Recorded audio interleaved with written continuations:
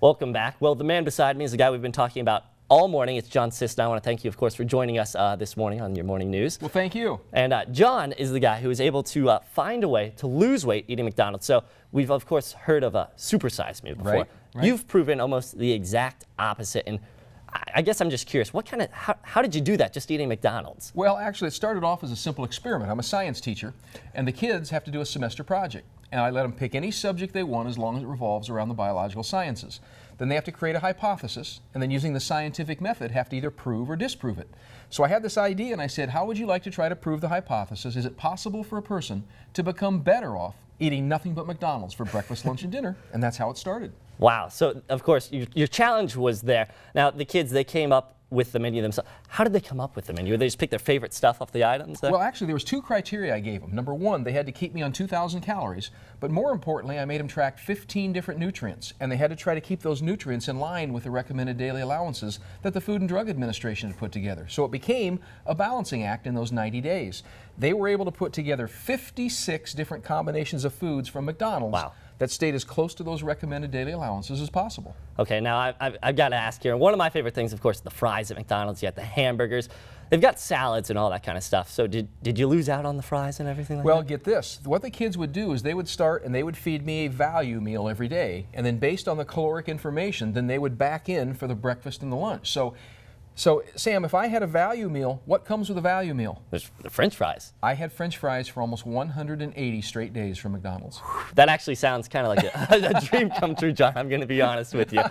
Now, here you've brought something in this morning. Well, I did, because people are kind of shocked when you say 2,000 calories. That's not much. But I brought in an example. This is exactly one of the breakfasts that the kids fed me. They would feed me 2 Egg White Delight sandwiches, an oatmeal, and a 1% milk. Now, today, I can't eat this much. I eat an Egg White Delight and oatmeal every day. And then at lunch, they would alternate between the Southwest salad or the bacon ranch salad. With that, they'd give me a fruit and yogurt parfait and a couple bags of apples. Wow. And then at night, I would have a value meal. So when you think about it, 2,000 calories, if you use your head, is actually quite a bit of food. Yeah, it doesn't sound like you were starving at any point with this. It actually sounds like a good amount of food for you. Well, it really was. You know, and after 90 simple days, I lost 37 pounds in the first 90 days. My cholesterol went from 249 to 170. My triglycerides went from 156 to 80. And my LDL, which is the big killer, went from 170 to 113. Wow. All eating what Morgan Spurlock had convinced the world is bad for you. Very impressive. Now, of course, eating goes with it. Was there any exercise you had to do? You're working out all the time? There was. The kids gave me an exercise. All I did was walk 45 minutes a day, 4 to 5 days a week. And between that and the diet, that is what ended up making me a whole lot better off. After the experiment actually lasted for 6 months. Wow. After 6 months, I lost a total of 60 pounds. That's incredible. So you've proven a lot of people wrong here. Now, what was kind of your goal, your message that came at the end of this? You know, you're eating McDonald's all the time. Well, you know what? The goal we didn't know, because people say, well, what was your goal of weight loss? We had none. Again, we just wanted to see what would happen at the end. But the whole message behind this is really simple. This was an experiment of choice. And you know what? Every time we try to throw the fast food industry under the bus, it enables overweight people like me to say, see, that's why I'm fat. McDonald's makes me fat. Burger King makes me fat.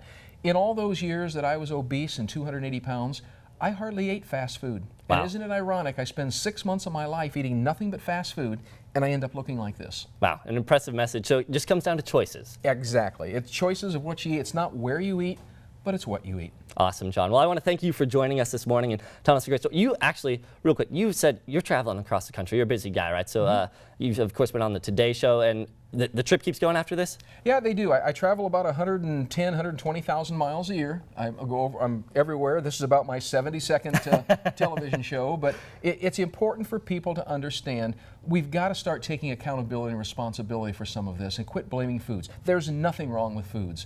It's the amount of the food that gets us in trouble. All right, John, I think that's an awesome message and something that people can definitely take away.